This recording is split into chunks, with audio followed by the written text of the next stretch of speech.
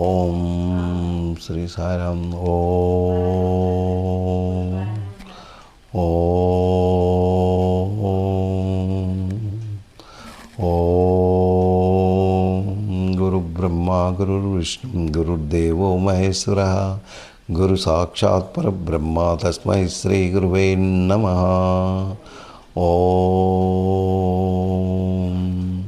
ఓం తత్సం యోరారుణీమహే గాతం యజ్ఞాయ గాతం యజ్ఞపతయే దైవీ స్వస్తిరస్తు నః.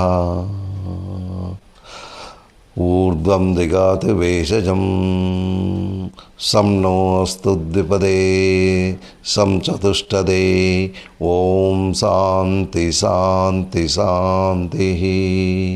సహస్రశీర్షా పురుషः సహస్రాక్షాత్ సహస్రపాత్ స భూమిం విశ్వతో వృత్వా అత్యతిష్టద్దశాంగుళం.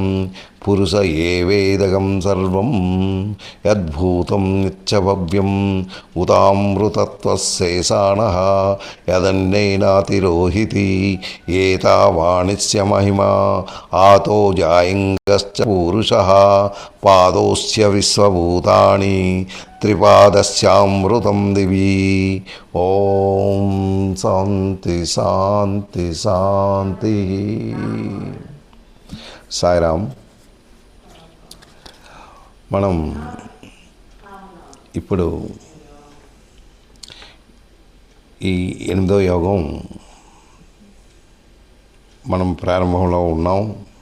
అంటే 8 అధ్యాయం అక్షర పరబ్రహ్మ యోగం అన్నది మనం ఒక్కొక్క శ్లోకాన్ని చదువుతూ దాన్ని ముందుకు నడిపిస్తూ ఉన్నాం. అయితే ఇదంతా భగవంతుని ఆశీస్సులు.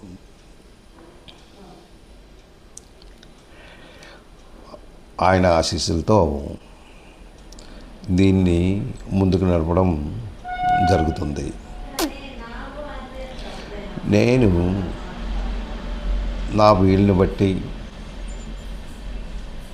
ఇది నాకు వచ్చే రీతిలో, అంటే అన్నిటికన్నా నేను ముందుగా చెప్పింది ఏంటంటే ప్రతిదానికి శ్రద్ధ అవసరం. శ్రద్ధావాన్ లభతే జ్ఞానం అన్నాడు. జ్ఞానం కావాలి అంటే దానికి శ్రద్ధ కావాలి. శ్రద్ధ లేకపోయిందే ఏ పని మనం చేయలేము. ఆ శ్రద్ధతోనే నేను దీన్ని ప్రారంభిస్తూ అందరికీ ఇది అందించాలి. ఇది చాలా విలువైన గ్రంథం. ఇందులో అంటే దీన్ని మనం తెలుసుకోవాలి. ఫస్ట్ మనం తెలుసుకోవాల్సింది ఏంటంటే జన్మ గురించి తెలుసుకోవాలి. ఏంటి జన్మ, ఏంటి మరణం, ఏంటి పుట్టడం, చావు, ఇవన్నీ ఏంటి, ఇది అయిపోయిన తర్వాత మానవుడు ఎక్కడికి వెళ్తాడు, మళ్ళీ శరీరం తీసుకుంటాడా, ఇది ఎంతవరకు కరెక్టు అంటే ఇది తత్వజ్ఞానాన్ని బట్టి మనం దీన్ని తెలుసుకోగలం. ఫస్ట్ హూ యామ్ ఐ అన్నది మనం తెలుసుకోవాలి. ఇది ఎందుకు మనకి ఇలాగా అవ్వడానికి కారణం ఏంటి? మనం ఒక పాయింట్ని ఒక దగ్గర రాకుండా, మనసుని కట్టుదిట్టం లేకుండా అది పరుగులు తీస్తూ ఉంటే దాని వెనక ఇవి అంటే మనకున్న ఇంద్రియాలను కూడా దాని వెనక పరిగెట్టిస్తూ ఉన్నాం. సో ఏంటి ఇంద్రియాలు, ఏంటి ఈ మనసు ఎందుకు అలా పరిగెడుతుంది? దాన్ని ఎందుకు మనం కంట్రోల్ చేసుకోలేకపోతున్నాం? ఎందుకు భగవద్ ధ్యానంలో మనం ఉండలేకపోతున్నాం? అసలు భగవంతుడు అంటే ఎవరు? ఎందుకు భగవంతుడని అనుకుంటున్నాం? ఇవన్నిటికన్నా మనకి ఎన్నో అనుమానాలు ఉన్నాయి. అంటే ఈ సందేహాలు అది ప్రతి మానవుడికి సహజం. ఏంటి ఈ సందేహం? ఏంటి జన్మ? ఈ జన్మ ఇంటికి ఎత్తిన తర్వాత మనం ఏం చేస్తున్నాం? ఏం చేసిన తర్వాత మళ్ళీ ఆఖరికి మళ్ళీ మనం చేరుకుంటున్నాం, ఆఖరి దశకు చేరుకుంటున్నాం. ఆఖరి దశ చేరుకున్న తర్వాత మనం ఏం చేయగలుగుతున్నాం? ఇది ఈ అక్షర పరబ్రహ్మ యోగంలో చాలా చక్కగా ప్రతి శ్లోకం మనకి అందిస్తూ, మీరు ఈ విధంగా ఉంటే మీరు తప్పక మళ్ళీ జన్మ అంటూ మీకు లేకుండా ఉంటుంది. మీ తాలూకా పద్ధతిని ఈ విధంగా మీరు మార్చుకున్నట్టయితే మీరు ముందు భగవంతుని తెలుసుకుంటారు. భగవంతుని తాలూకా తత్వజ్ఞానం తెలుసుకున్న తర్వాతే మీరు మీలో మార్పు వస్తుంది.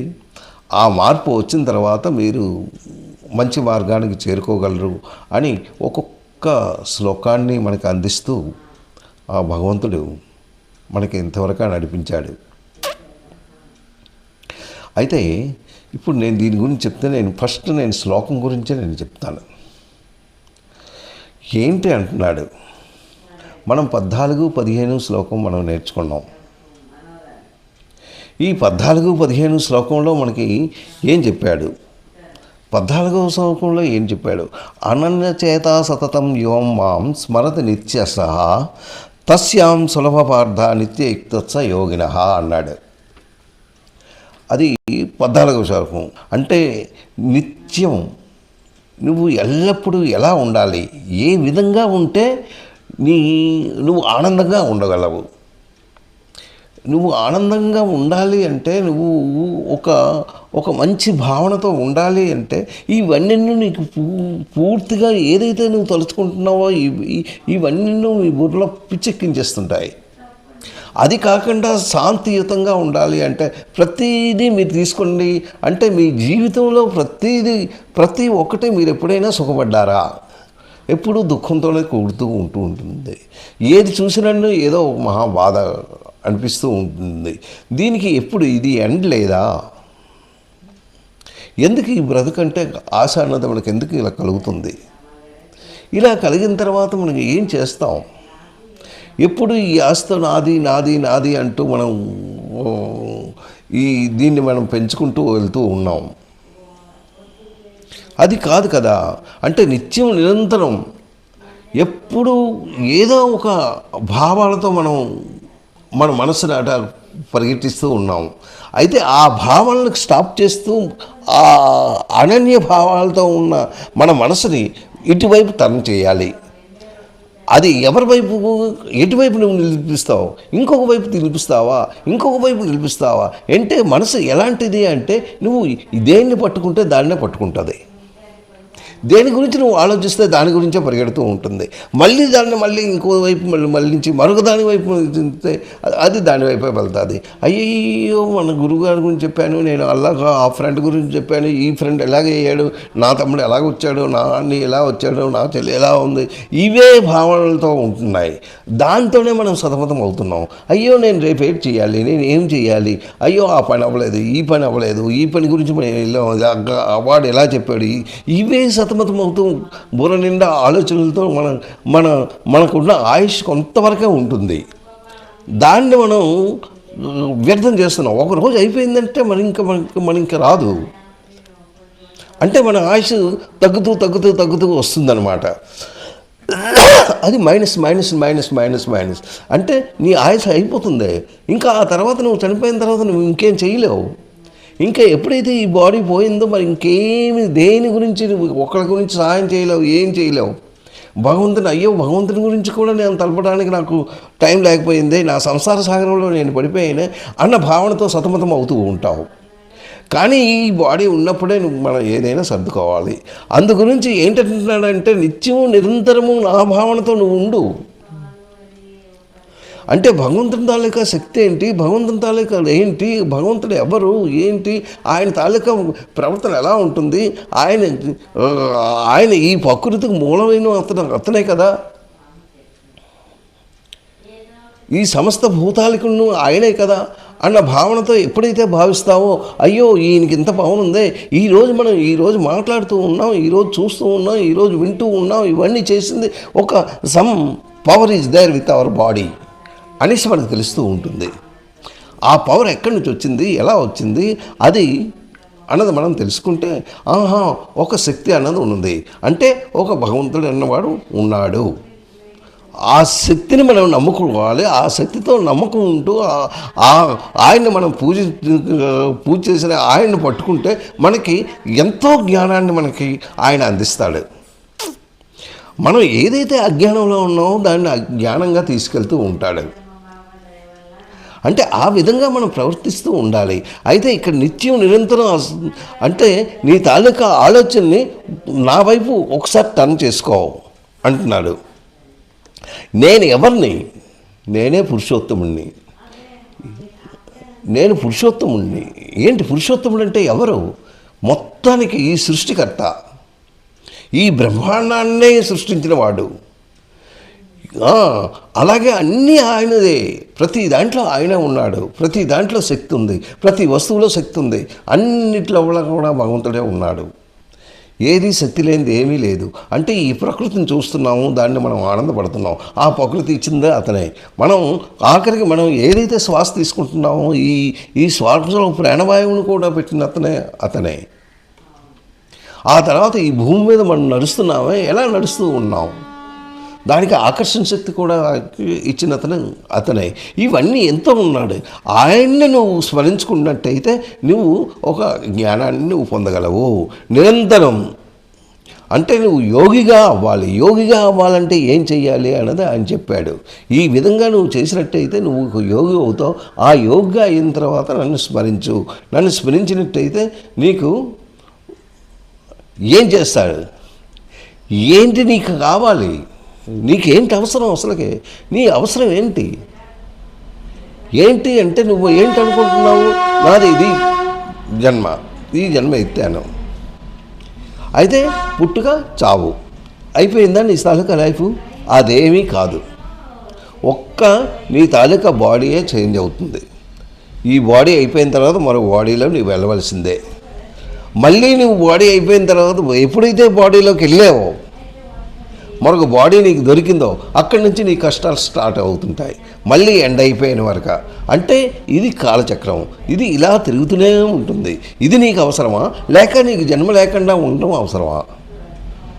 నువ్వు ఎప్పుడైతే జన్మ లేకుండా నువ్వు మళ్ళీ నాకు ఈ బాడీ అవసరం లేదు, ఈ బాడీతో నేను పడలేను, ఇది ఎందుకంటే ఇది చాలా కష్టమైన బాడీ, నిష్కృష్టమైనది, అందు గురించి ఇది లేకుండా నేను ఏం చెయ్యాలి అంటే ఆయన చెప్పాడు. ఈ విధంగా మీరు ప్రవర్తించినట్టయితే, మీ మనసుని మీరు కంట్రోల్ చేసుకుంటూ నన్నే కానీ ధ్యానించుకున్నట్టయితే ఎలా ధ్యానించుకోవాలో అది కూడా చెప్పాడు. ఈ విధంగా మీరు భావించుకోవాలి. అది ఏ విధంగా చేసుకోవాలో అంతకు ముందు శ్లోకాలన్నీ మనం చెప్పుకున్నాం. సో ఈ శ్లోకంలో ఇలా చెప్పాడు. అంటే నేను సులభంగా నీకు దొరుకుతాను అనేసి 14వ శ్లోకంలో చెప్తూ 15వ శ్లోకంలో మాముపేత్య పునర్జన్మ దుఃఖాలయం అశాశ్వతం నాప్నువంతి మహాత్మానం సంసిద్ధం పరమం గతా అనేసి దీంట్లో చెప్పాడు. అంటే పరమసిద్ధిని ఎవరైతే పరమసిద్ధి అంటే ఆ భగవంతుడిలో లీనమవ్వడానికి, అంటే పూర్తిగా నీ తాలూకా మనసు ఇంకో దగ్గర పరిగెట్టనివ్వకుండా ఈ మనసు, బుద్ధి, శరీరం ఇవన్నీ ఒక చోట్లో తీసుకుంటూ మాత్రం నీ ఆలోచన ఇంకో దగ్గరికి వెళ్ళింది అంటే మళ్ళీ కనెక్షన్ కట్ అయిపోతుంది. అది లేకుండా చాలా చక్కగా నువ్వు నిర్వర్తించినట్టయితే అప్పుడు పరమసిద్ధిని పొందుతావు. అంటే నీకు భగవంతుడే కనబడతాడు, ఇంకెవ్వరూ కనబడదు. ఈ వస్తువులు ఈ కోరిక లేదు, ఆ వస్తువు నాకు కావాలి అనిపించదు, ఇది నాకు కావాలి, వీడు నాకు కావాలి, వీడికి నీ తాలూకా మమతలు మమకారాలు అన్నీ పోతాయి. అన్నీ పోతూ ఏంటుంది? ఓన్లీ మనసు. ఆ మనసును నువ్వు భగవంతుని మీద పెట్టుకోవాలి. అది నువ్వు పెట్టుకున్నట్టయితేనే నీకు అవుతుంది. అదే ఇక్కడ చెప్పాడు. మాముపేత్యా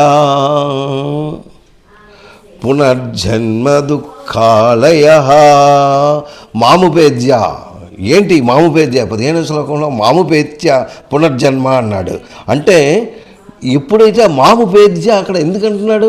నన్ను పొందిన పిమ్మట.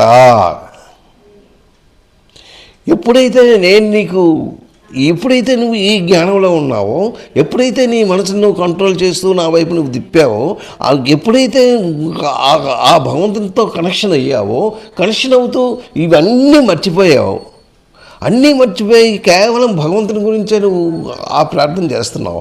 అది ప్రార్థన చేసినప్పుడు అప్పుడు భగవంతుడు తప్పక నీకు దొరుకుతాడు. అంటే నన్ను ఎప్పుడైతే ఇది నేను నీకు దొరికిపోయానో ఆ పిమ్మట నువ్వేంటంటావు, పునర్జన్మ దుఃఖాల ఏంటంటున్నావు, మళ్ళీ జన్మ కాకుండా అన్నావు. ఆ దుఃఖాల్లో పెట్టకుండా దుఃఖాలయం అశాశ్వతం. ఏంటి ఈ జన్మ ఏంటి శాశ్వతమా? ఇది కొంతవరకే ఉంటుంది, ఇది కొంత తర్వాత మళ్ళీ అది పోతుంది. ఇది శాశ్వతం కాదు. ఏంటి శాశ్వతం? భగవంతుడే శాశ్వతం. ఇంకేది ఏ వస్తువు కూడా ఉండదు, మొత్తం అంతా పోతుంది. కానీ అలాంటి భగవంతుని నువ్వు పూజ చేసినట్టయితే, నువ్వు పొందినట్టయితే నా ఆప్నవంతి, అది ఎప్పుడైతే నువ్వు పొందేశావో భగవంతుల్లో నువ్వు చేరడానికి, నువ్వు ఎప్పుడైతే మైండ్ని ఇవన్నీ నువ్వు అంటే ఫుల్గా ఆత్మ అన్నీ పరమాత్మతో కలిపావు, నీ ఆత్మ ఉంది, ఈ ఆత్మను పరమాత్మతో కలిపేశావు.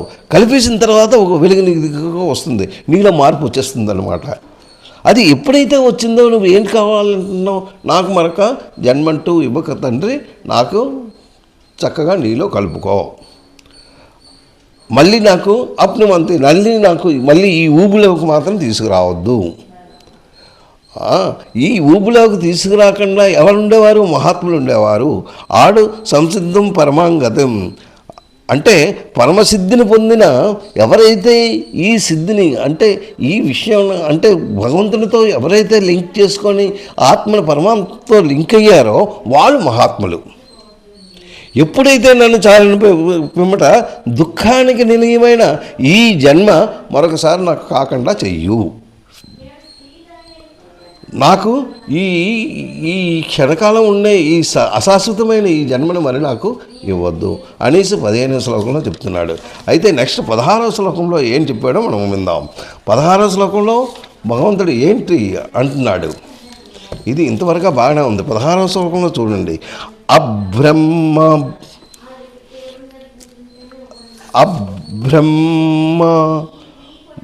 భువనాత్, చూడండి, అబ్రహ్మ భువనం లోకం పునరావర్తినో అర్జున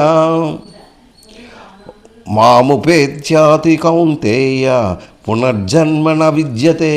ఇంతే, నా విద్యతే అంటే ఇంకా ఉండదు. ఏంటి పునర్జన్మ అన్నది ఉండదు అనేసి ఇక్కడ చెప్తున్నాడు. నా విద్యతే, మరి ఇంకా ఉండదు, పునర్జన్మ అని ఉంది. ఎప్పుడు నువ్వు ఆ విధంగా చేసినట్టయితే నీకు పునర్జన్మ అన్నది ఉండదు. ఏంటంటున్నాడు? అబ్రహ్మ భువనాత్. ఏంటి అబ్రహ్మ భువనాత్? అబ్రహ్మ భువనాత్ లోకః పునరావర్తినః. అర్జున అని పిలుస్తూ అబ్రహ్మ భువనాత్ లోక పునరావర్తినః అంటున్నాడు. అంటే బ్రహ్మలోక పర్యంతము ఉన్న ఈ సమస్త లోకాలు, ఏంటి సమస్త లోకాలు, దీని గురించి మనం తెలుసుకోవాలి. అయితే దీని గురించి మనం తెలుసుకోవాలి అంటే ఏంటంటున్నాడు? అబ్రహ్మ భువనాత్, బ్రహ్మలోకం పర్యంతంలో ఏంటి, నువ్వు ఇప్పుడు ఎక్కడున్నావు? భూలోకంలో ఉన్నావు. ఇది భూలోకం. ఇలాంటి ఎన్ని లోకాలు ఉన్నాయో అది నీకు తెలుసా? మనం ఎప్పుడైతే ఈ గ్రంథాలను మనం తెలుసుకుంటామో, ఎప్పుడైతే ఈ గ్రంథాల గురించి మన మైండ్లో వస్తుందో, ఈ ప్రపంచం అంటే ఏంటి, ఈ ప్రపంచమే కాదు, ఈ లోకాలేంటి, ఈ గ్రహాలేంటి, ఈ గ్రహాల లోపల ఏంటి, భూమి చుట్టూ సూర్యుడు తిరుగుతున్నాడు, సూర్యుని చుట్టూ చంద్రుడు తిరుగుతున్నాడు, సూర్యుని చుట్టూ ఇవన్నీ ఒకటికొకటి ఇదేంటి అర్థం కావట్లేదు. అయితే ఇది ఎలా జరుగుతుంది? అబ్రహ్మ భువనాత్, ఏంటి ఈ బ్రహ్మ? ఓం అన్న శబ్దంతో నువ్వు రావాలి అని చెప్పాడు. ఏంటి? ఓం భూర్భువస్సువః తత్సవితుర్వరేణ్యం భర్గో దేవస్య ధీమహి ధియో యో నః ప్రచోదయాత్ అనేసి మనం అంటున్నామే. ఏంటిది?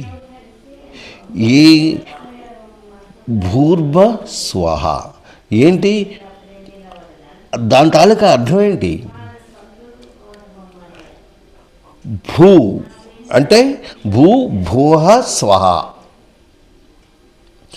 భూమి అంటే ఇన్ని లోకాల గురించి ఆయన చెప్పాడు. అంటే ఎక్కడైనా నువ్వు ఉన్నావు. ఇవి ఇతర లోకాలు. దీని తాలూకా పాలకులు ఎవరు? దేవలోకం ఉంది, ఎన్నో లోకాలు మనం వింటున్నాం. ఈ లోకాలు ఏంటి? భూలోకం ఉండి మధ్యలోకం ఉన్నది. ఇలాంటి లోకాలు కనీసం 4-5 మనం వింటున్నాం, మనం చూస్తున్నాం. ఏంటి చూస్తున్నామంటే మనం చూడటం లేదు, మనం భూలోకంలో ఉన్నాం కనుక అవన్నీ అర్థం చేసుకుంటాం. ఓహో, దీనిపైన ఇంకో లోకం ఉందా, దీనిపైన ఇంకో లోకం ఉందా, ఇవన్నీ మనం చూసుకుంటున్నాం. కానీ అందులో ఉన్నది అంటున్నాడు. అందుకే ఇక్కడ అబ్రహ్మ భువనాత్ అంటున్నాడు. అంటే ఈ బ్రహ్మలోకం ఒకటి ఉంది. ఆ బ్రహ్మలోకంలో ఎవరిది? ఆ బ్రహ్మ నివసించే లోకాన్ని బ్రహ్మలోకం అంటారు. ఎవరు ఆ బ్రహ్మ? అది మనం సృష్టి ఎక్కడి నుంచి వచ్చింది అది మనం తెలుసుకోవాలి. అంటే ఈ సృష్టి బ్రహ్మ యొక్క నాభి నుంచి కమలం వచ్చింది, ఆ కమలం లోపల నుంచి బ్రహ్మ ఉద్భవించాడు అనేసి మనం వింటూ ఉన్నాం. ఇతను చతుర్ముఖుడు, ఇదంతా మనం తెలుసుకుంటున్నాం. అయితే ఏంటి ఈ బ్రహ్మభువనాథ్ అంటున్నాడు? బ్రహ్మ పర్యంతం ఉన్న సమస్త లోకాలు అంటే ఒక లోకం కాదు, ఈ సమస్త లోకాలు. ఈ సమస్త లోకాల్లో ఉన్న వాళ్ళు ఎవరు? వాళ్ళు కూడా వీళ్ళే. వీళ్ళ తాలూకా ప్రవర్తన అక్కడికి వెళ్తూ ఉంటుంది. ఎలా వెళ్తారు అంటే కర్మానుసారం అవుతుంది. కర్మ, నీ తాలూకా కర్మ చక్కగా ఉంటే భగవంతుడు నీకు చక్కగా దేవలోకం తీసుకెళ్తాడు. ఇంకో పరలోకంలో ఉండొచ్చు. ఆ పరలోకంలో ఉంటూ మళ్ళీ నువ్వు అంటే నీ తాలూకా మంచి కర్మని నిర్వర్తన అయిన వరకు మళ్ళీ అది అయిపోయిందనుకో, మళ్ళీ నువ్వు మళ్ళీ భూలోకం రాక మళ్ళీ తప్పదు. అందు గురించి ఇందులో ఎవరి అంటే కర్మకి ఈ లోకాలకి లింక్ అయి ఉంది.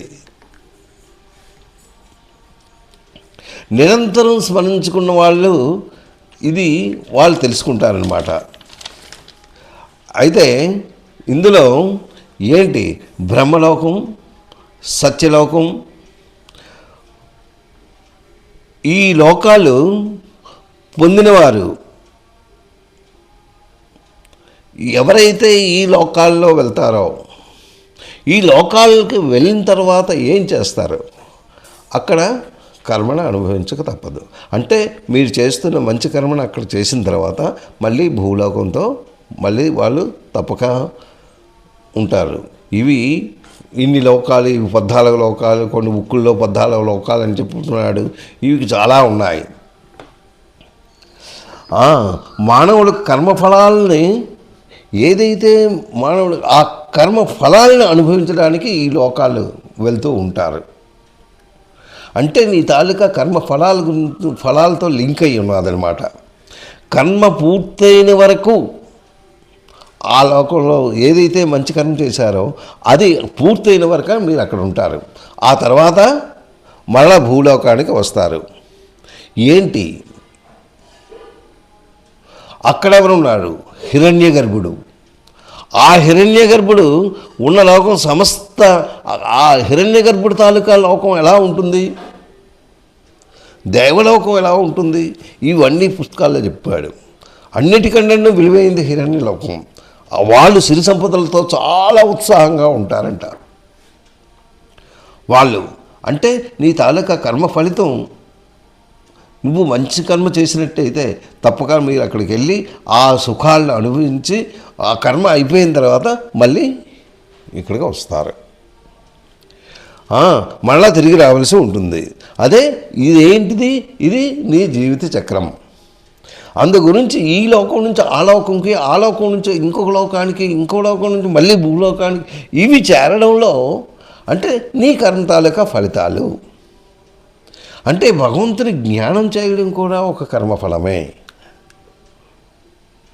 ఇవేమీ కావకుండా నువ్వు ఉండాలి అంటే ఈ విధంగా చేయాలి. ఇది ఒక ఎగ్జాంపుల్ చెప్తాను. మనం ఒకసారి నదిలో మీరు ఒక్కసారి అలా చూస్తూ ఉండండి, పారుతున్న నది లేకపోతే చెరువు. అంటే అక్కడ నదిలో ఏంటంటే సుడిగుండాలు వస్తూనే ఉంటాయి, దాని మట్టుకు అది ఒక చిన్న పురుగు ఒకటి ఉంటుంది, ఆ సుడిగుండంలో చుట్టుకుంటుంది. అది చుట్టుకుంటూ అలాగా అది నదిలో ఇది ప్రవహిస్తూనే ఉంటుంది. అంటే ఈ నదిలో ఇది ప్రభావంతో అలాగ వెళ్తూ ఉంటుంది. అందులో సుడిగుండంలో ఈ పురుగు తిరుగుతూ ఉంటుంది. అలా తిరుగుతూ దాన్ని బయటికి రావడానికి చాలా ప్రయత్నిస్తుంది. ఎందుకంటే పారుతున్న నీరు దీన్ని బయటికి రావాలి అని ఎంతో ప్రయత్నిస్తూ బయటకు వస్తుంది. బయటకు వచ్చిన తర్వాత మళ్ళీ వేరే మరొక సుడిగుండం మళ్ళీ తయారైపోతుంది. అందులో దానికి మళ్ళీ పడిపోతుంది. దాని చుట్టూ మళ్ళీ తిరుగుతుంది. మళ్ళీ మెల్లగా బయటకు వస్తుంది. కానీ మళ్ళీ మరొక సుడిగుండం ఉంటుంది. ఈ సుడిగుండాలంటే ఏంటి అంటే మానవుని తాలూకా జీవితం కూడా అంతే. ఇది సుడిగుండం లాంటిది. ఈ సుడిగుండంలో నువ్వు పడ్డావు, బయటికి రావడానికి ఎంతో ప్రయత్నిస్తూ బయటకు వస్తావు. బయటకు వచ్చిన తర్వాత మళ్ళీ ఏంటి, మళ్ళీ జన్మెత్తావు, మళ్ళీ సుడిగుండంలో పడతావు. మళ్ళీ ఈ జీవిత చక్రంలో నువ్వు తిరుగుతూ ఉంటావు. అంటే ఈ సుడిగుండాలు మనకి ఉన్నాయన్నమాట. అంటే ఇది జన్మ తాలూకా రహస్యం. ఇది దేనికి ఇలా వస్తుందంటే మీ తాలూకా కర్మఫలం. ఈ కర్మఫలాన్ని బట్టి ఈ సుడిగుండాలలో చుట్టుకుంటూ ఉండడం అది సహజం అయిపోతుంది. అయితే అలాగనే మానవుడు కూడా ఇలాగనే ఉంటాడు. ఇలా ఉండడానికి ఏంటి, కర్మల తాలూకా ఫలితాలు. నాను పేర్చ నన్ను సేవించు. నన్నే కానీ నువ్వు సేవించినట్టయితే, నన్నే కానీ నువ్వు నిర్మించినట్టయితే, నన్నే కానీ నువ్వు భగవత్ స్వరూపుడుగా అంటే ఒక శక్తిమంతుడిగా ఒక దీనిగా నువ్వే కానీ అది చేసినట్టయితే నువ్వు ఈ సుడిగుండాల నుంచి బయటికి తీసే ప్రయత్నం నేను చేస్తాను. అయితే దీనికి ఏంటి, ఎలా నువ్వు మామూలుగా రాగలవా, ఆ భగవంతుని పట్టుకోగలవా? నీకు ఒక జ్ఞానం కావాలి, అదే తత్వజ్ఞానం. ఆ తత్వజ్ఞానం నువ్వు పొందినట్టయితే ఆ ఫలాలు పూర్తయిన తర్వాత నువ్వు తప్పక ఇంకా ఆ సుడిగుండాల నుంచి బయటపడిపోయి ఇంకా మళ్ళీ ఆ సుడిగుండాల్లో పడకుండా భగవంతుడు చేస్తాడు. అయితే ఇవంతా చెప్పిన తర్వాత అర్జునుడికి ఒక చిన్న డౌట్ వచ్చింది. స్వామి ఏంటిది అంటే, ఒక జన్మ అవుతుంది, ఆ జన్మ తర్వాత మనం ఈ సుడిగుండాల్లో ఇలా చుట్టుకుంటూ మనం బయటపడడానికి మనం ప్రయత్నిస్తుంటాం, మళ్ళీ సుడిగుండంలో పడడం. ఇది అంటే జన్మ అవుతుంది. ఈ జన్మలు కాకుండా ఒకే జన్మతో ఎందుకు ఇన్ని జన్మలు నాకు తిప్పిస్తున్నావు? ఇది కాకుండా ఒక్క జన్మతో నేను చేయలేనా అంటే, ఎన్నో జన్మలు ఎత్తితే కానీ నువ్వు ఇది చేయలేవు అంటున్నావు కదా. ఇది లేకుండా ఒక పెద్ద జన్మ ఏదో ఒకటి నాకు ఈ 100 ఇయర్స్ 1000 ఇయర్స్ ఒక జన్మతో అయిపోతుంది, నా కర్మను నేను ఫలితం చేసుకుంటాను అంటే దానికి భగవంతుడు ఒక చిన్న చిరునవ్వు నవ్వుతూ, అసలు కాలం అంటే ఏంటి అది నీకు తెలుసా అనేసి అడిగాడు. నువ్వు ఏంటి ఈ కాలాన్ని నువ్వు ఎలా లెక్కేస్తున్నావు? నాకు ఇన్ని సంవత్సరాలు, ఇప్పుడు ఇన్ని సంవత్సరాలతో నేను వెళ్తున్నాను అనేసి నువ్వు అంటున్నావే, అది ఎలా నువ్వు లెక్కేసావు అంటే ఒక రోజు, అది ఒక రోజు అంటే ఏంటి, ఒక పగలు ఒక రాత్రి, ఈ రెండు కలిపితే కానీ 1 డే అవదు. అలాగే దాంతో నెల అంటున్నావు. రోజుల తర్వాత వారాలు వస్తున్నాయి, వారాల తర్వాత నెలలు వస్తున్నాయి, నెలల తర్వాత సంవత్సరాలు వస్తున్నాయి, నాకు ఇన్ని సంవత్సరాలు అనేసి నువ్వు లెక్క పెడుతున్నావు. అంటే నీ పుట్టుక నుంచి నాకు ఇన్ని సంవత్సరాలు ఇది అయ్యాయి అనేసి నువ్వు చేస్తున్నావు. అంటే దీనికి సంబంధం ఏంటి? సూర్యుడు ఉదయించాడు, సూర్యుడు అస్తమించాడు, మళ్ళీ సూర్యుడు ఉదయించాలి, ఉదయించిన తర్వాత ఒకరోజు అవుతుంది. అయితే దీనికి ఇది నా జన్మ, ఓకే. మిగిలిన వాళ్ళు ఎవరు? దీనికి కర్త ఎవరు? అసలుకి ఈ సృష్టికి కర్త ఎవరు? అసలు నేను జన్మించడానికి కారణం ఎవరు? ఆ కారణభూతుడు ఎవడు? నేను ఈరోజు మాట్లాడడానికి కారణం ఏంటి? నేను చూడడానికి ఏంటవుతుంది? అసలుకి ఈ సృష్టికర్త ఎవరు? ఇవన్నీ ప్రకృతిని ఇదంతా చేశారే, ఈ ప్రకృతి ఎవరు? ఆయనే బ్రహ్మ. అయితే ఆ బ్రహ్మకి పుట్టుక చావు ఉండదా? ఆయనకి ఉంటుందట. ఏంటి? ఆయన 4000 యుగాలు ఉంటారు. అంటే యుగానికి ఒక యుగం అయిందే అంటే దానికి 1,00,000 సంవత్సరాలు అవ్వాలి. అలాంటివి అలా 1,00,000 అయితేనే ఒక యుగం అవుతుంది. అలాంటివి 4,000 యుగాలు అంటే ఎన్ని లక్షలు ఒకసారి మనం చేసుకుంటే ఆయనకి ఒక రాత్రి అవుతుంది. ఒక రాత్రి పడుకున్నాడు అంటే ఆయనకి 4,000 యుగాలన్నమాట. అంటే ఎన్ని లక్షలు చూసుకోండి. అలాంటిది మనం జన్మించింది 100 సంవత్సరాలు ఎక్కడ ఉంటున్నాం? 60-70లో కట్టుకొని వెళ్ళిపోవాలి. కానీ ఇలాంటివి ఎన్ని జన్మలు ఎత్తున్నాము అంటే ఆయనకి కూడా ఉంది. అలాంటిది ఒక్కరోజు, అలాంటివి 4,000 యుగాలు అవ్వాలి. అయితే మీరు ఎక్కడ ఉంటున్నారు? ఇదంతా లాజిక్. ఇదంతా మనం ఆలోచించుకుంటా మనం ఎవరేమో మనకు తెలుస్తుంది. అయితే దీని గురించి ఇలా మనం ప్రస్తావించామనుకో, ఇంకా ఒకటికొకటి వస్తూనే ఉంటుంది. అయితే నేను ఒక టూకీగా చిన్న స్టోరీ ఒకటి చెప్తాను. ఒక రాత్రి ఏంటి అంటే ఈ కలియుగ ప్రారంభం, భారత యుద్ధం అయిపోయింది, అందరూ చనిపోయారు, ఇంకా ఒక్క పాండవులు ఉన్నారు. అయితే వీళ్ళు, కృష్ణుడు కూడా ఉన్నాడు. మనం అశ్వమేధ యాగం చేయడం మంచిది అనే ఆలోచనతో అశ్వమేధ యాగం చేస్తారు. ఈ అశ్వమేధ యాగంలో అలా వెళ్తూ ఉంటారు. ఏదైతే ముందు ఒక అశ్వం పరిగెడుతూనే ఉంటుంది, దాన్ని వెనక వీళ్ళు ఫాలో అవుతారు. అలాగే వీళ్ళు ఫాలో అయ్యారు. వీళ్ళు ఎక్కువ లేరు, వీళ్ళు 5గురు ఉన్నారు. ఎవరెవరో అన్నది మనకి అంతగా తెలీదు. దాంతో కృష్ణుడు కూడా ఉన్నాడు. అయితే వీళ్ళు ప్రయాణం చేస్తూ ఆ గుర్రం ఇటువైపు వెళ్తే అటువైపు వీళ్ళు వెళ్తున్నారు. అది ఏడ్ చేసిందంటే ఆ సముద్రంలో దూకిసింది. ఎప్పుడైతే సముద్రంలో దూకిసిందో వీళ్ళు వెనక వస్తున్నారు.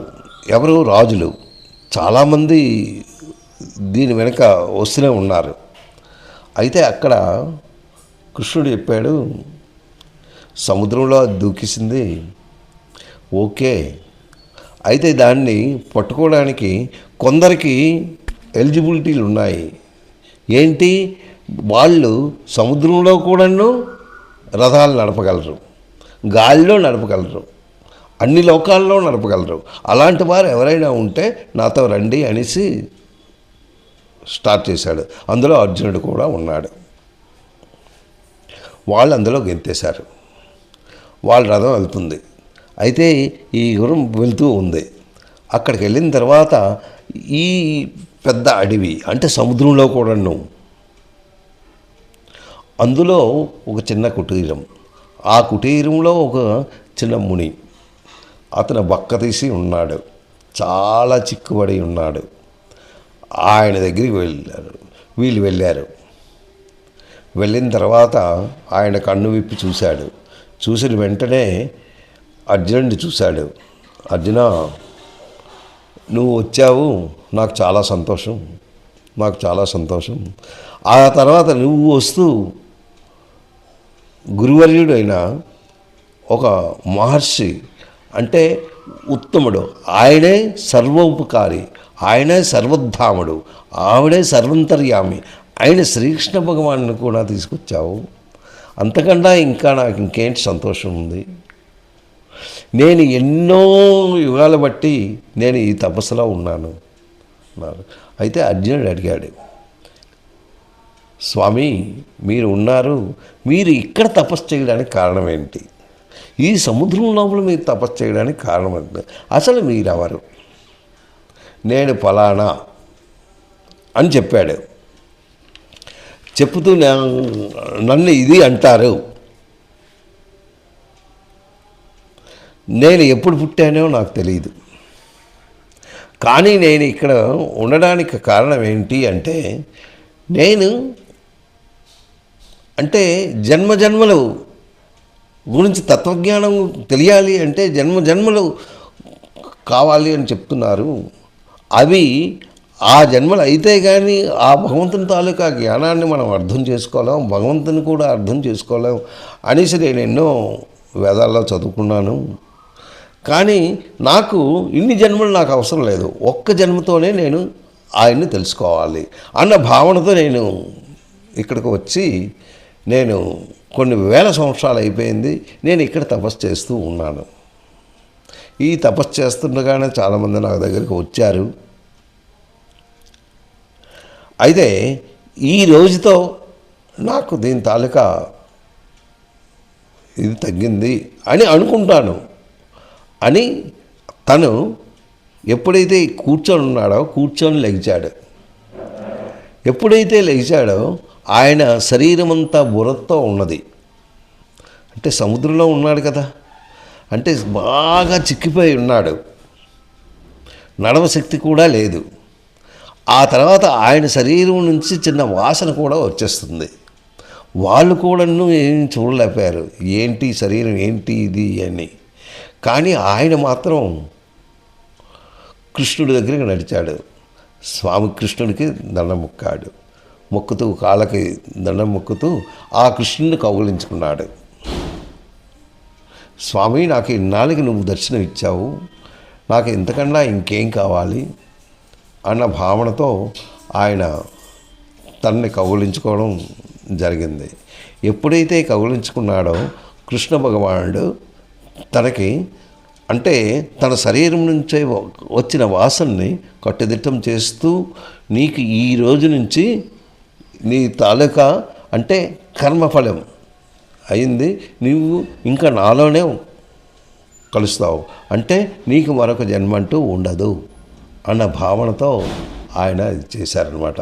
అంటే ఇది నేను ఎందుకు చెప్పాను అంటే, ఎంత కష్టపడితే కానీ భగవంతుడు మనకు దొరకడు.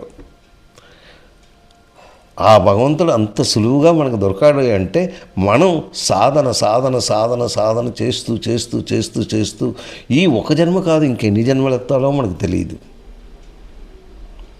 సహస్ర శీర్ష పురుష సహస్రాక్షాత్ సహస్రవాత్ అనేసి అంటే ఆయన ఎలా ఉంటాడో మనకు తెలుసుకుంటున్నాం. సో ఆ విధంగా మనం ప్రవర్తించినట్టయితే తప్పక మనకు ఆ భగవంతుడు దర్శనమిస్తాడు, మన భాగ్యం ధన్యం అవుతుంది. ఈ విధంగా మనం చేయడానికి మనం ప్రయత్నిద్దాం. సాయిరామ్.